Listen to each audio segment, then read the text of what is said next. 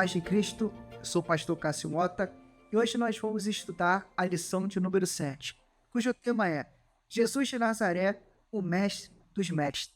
Nessa lição nós vamos destacar o quanto nosso mestre era empenhado no ministério do ensino, ensinava com autoridade, ensinava o reino de Deus e comunicava as verdades celestiais de forma que os seus ouvintes pudessem compreender o propósito maior da sua mensagem, que era apontar para o reino dos céus que estava sendo implantado na terra. Eu quero ler com você o primeiro versículo do texto bíblico básico, que está lá em Mateus capítulo 7, versículo 28, que diz assim: e aconteceu que, com Jesus esse discurso, a multidão se admirou da sua doutrina.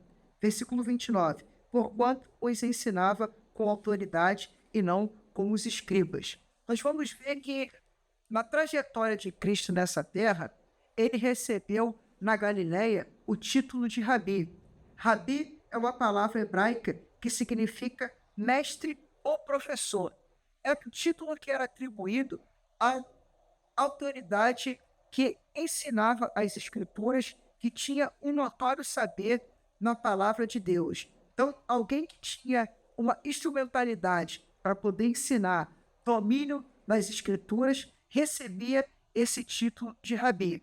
E Jesus, quando começa o seu ministério, ele vai curar o filho da viúva de Naim, após aquela multidão perceber o milagre da ressurreição que Cristo fez, a multidão glorifica a Deus e declara que se levantou um profeta, se levantou um mestre naquele lugar, dando o título de Rabi ao verdadeiro mestre dos mestres e senhor dos senhores, que é o nosso Jesus. Entretanto, Deus vai fazer um alerta na pessoa de Jesus para os seus discípulos, porque muitos religiosos daquela época buscavam esse título para poder obter a glória dos homens. E Jesus vai alertar que só existia um mestre, e era ele mesmo, e que os seus discípulos não deveriam buscar esse título para si, mas que eles pudessem servir uns aos outros, pois eles estavam no mesmo nível de igualdade. Então, olhavam para o mestre como Senhor, mas tratavam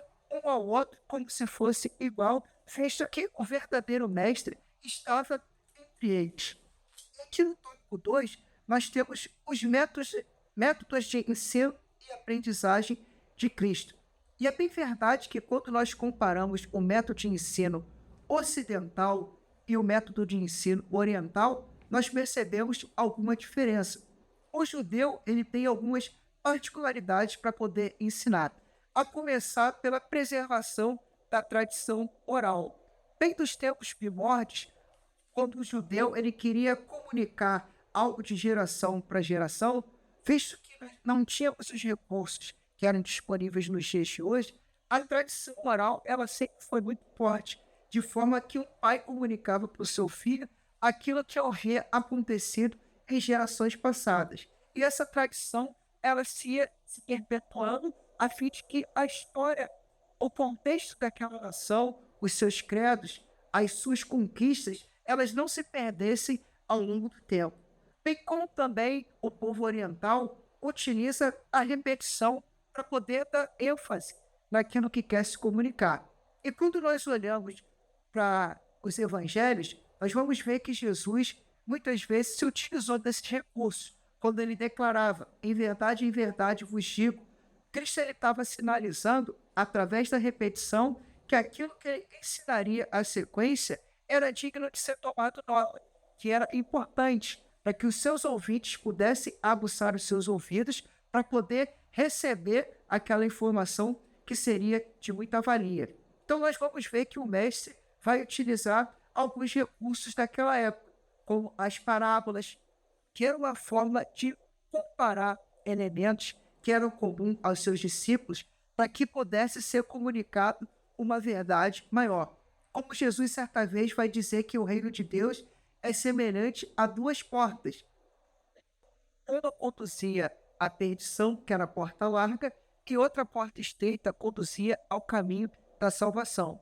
Então, Cristo sempre usava recursos que eram de fácil entendimento, num contexto que ele estava inserido, para poder comunicar uma verdade absoluta, poder comunicar as verdades celestial. E nós vamos ver que Jesus ele sempre foi um mestre extraordinário.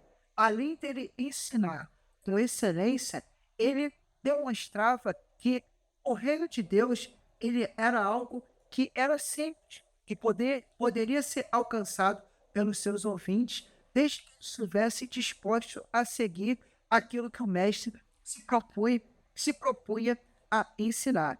Nós vamos perceber também que, além de nosso mestre ensinar com autoridade, ele também usava a abordagem pessoal.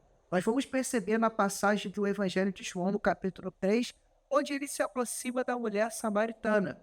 Existia aquela tradição onde judeu e samaritano não se falavam, mas Jesus ele quebra esse paradigma, se aproxima daquela mulher a fim de comunicar uma verdade espiritual, trazendo não só solução para os seus problemas, que era a falta de água, mas também sanando o seu problema interior, que era a falta de salvação no Deus eterno. Então, Jesus ele sempre vai utilizar dessa forma de abordagem pessoal para que ele pudesse ter um relacionamento de proximidade para poder comunicar as verdades do reino. E a principal finalidade de Cristo era que, ao comunicar essa mensagem, a vida interior dos seus ouvintes elas fossem transformadas.